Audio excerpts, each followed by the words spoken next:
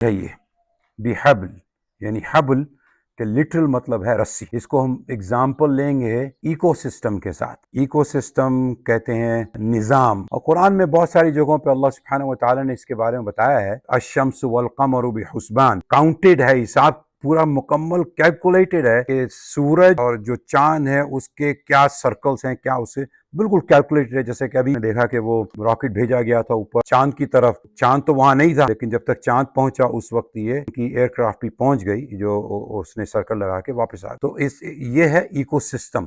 یہ سسٹم اپنا self sustain eco system ہے.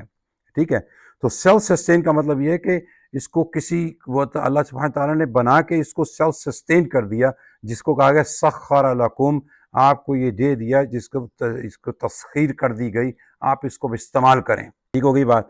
تو یہ جو حبل اللہ ہے یہ ایکو سسٹم ہے ہماری امت کے اندر، ہمارے مسلمانوں کے اندر.